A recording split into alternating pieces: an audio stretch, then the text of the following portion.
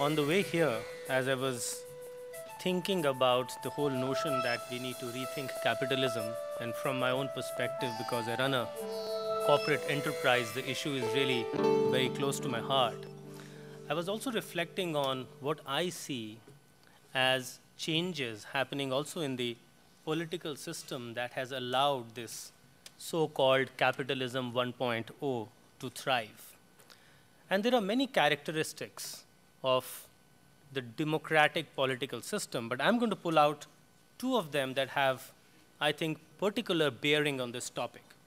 Firstly, the notion of a sovereign territorial state that guarantees physical security to its citizens. And secondly, a homogeneous social infrastructure, a sense of national identity that binds us together with common language, common customs, and common traditions. I think a few decades ago, there were relevant arguments for this kind of democracy. Yet these very notions of our political system, or as I say, the indigenization of democracy, need to change because the fundamental reasons for them seem to be, in some sense, null and void.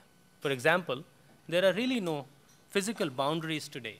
We live in some kind of a borderless world. Rajita mentioned that in this room itself, there are people from 30 nations. And I think the point about a blurred sense of identity stems in some sense also from the rise of the multinational corporation. I think when Mr. Ocampo was speaking about the Siemens example, he really brought that point home when he said that the whole sense of who am I and who do I belong to is itself very blurred. So people were thinking, I actually belong to Siemens than belonging to a sense of national identity and so on.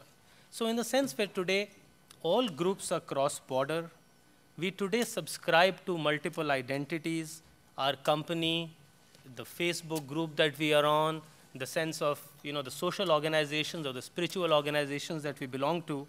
This is actually making the whole notion of capitalism, who we are, democracy, a little blurred and also a little bit confused.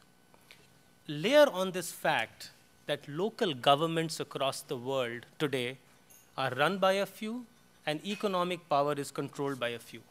Clearly, that has not induced any spirit of free markets, and that has led to an inevitable breakdown of the markets.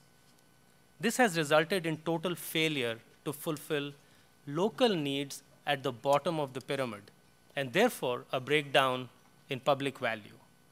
I think the rise of poverty across the world, the rise of impoverishment in some sense is the defining outcome of capitalism 1.0, whereas the whole notion of capitalism was really to have the benefits of economic wealth creation filter down to the bottom of the pyramid.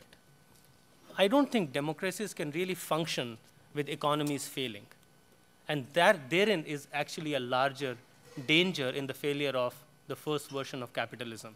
Democracies thrive when economies thrive. And therefore, democracy, the rule of law, human right, and capitalism is highly interlinked. The new capitalism, if we have to rethink and reimagine it, cannot be controlled by the government. Lack of trust in local government has led to violence and a deep sense of fright amongst people living on the fringes of the economy. And this cry is not just limited to emerging economies. This is a cry that can be actually heard worldwide. In this context, what I am proposing is that it is the emergence of the private sector that has to take the responsibility not just to be the new voice of democracy, but also the new face of capitalism 2.0. And this is a bit of a contrarian view because we actually blame the private sector for the failure of the established market economy. But I think there's a change that's going on here. Having gone through the pain of a failed financial system, I think all companies across the world today are doing a lot of introspection and a lot of rethinking about their own role in society. Look at the debate that's going on. Look at the conference out here. we're talking about CSR, we're talking about co-creation of value, we're talking about stewardship, we're talking about trusteeship, and all over the space of the past few years, the entire sense of debate with regard to private sector, community, and society has changed very fast in a really short period of time. It's also a fact that we have to live with, that the role of the private sector today far overshadows the role of government, just in terms of numbers, just in terms of sheer impact. I run an education company in India, and if I just pull out a few statistics, almost 80% of seats in engineering colleges in India are controlled by the private sector. Almost 100% of middle-class India go to private schools. But look across the world, whether it's telecom, it's healthcare, it's aviation, this is a world that is run and controlled by the private sector, whether we like it or we don't like it. So therefore, capitalism 2.0, as I define it, is probably going to be something where the private sector has to take the lead. And if we are to see the world progressing, we have to see a breakdown of many existing frameworks of democracy as well as capitalism.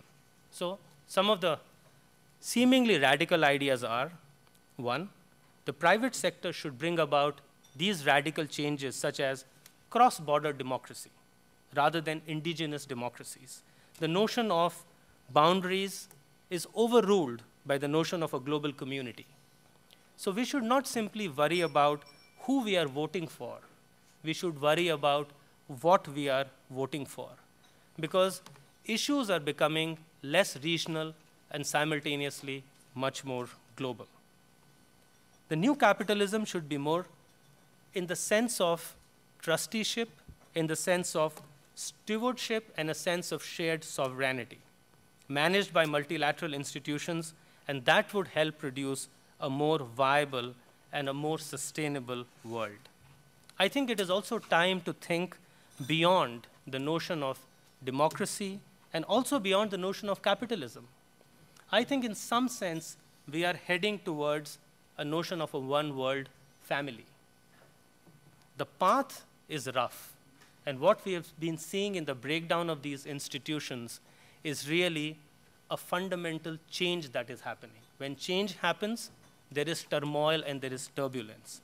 But I think the direction that we are heading towards is actually a direction of one world family.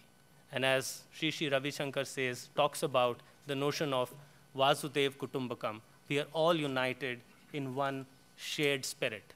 And I think as we go through these changes today, what is finally going to emerge from this is a very different world where the private sector is going to rethink itself. The whole notion that how do we need to balance short-term goals with really long-term sustainable development? I think the future looks bright, even though in the short run, there is a lot of pain within the system.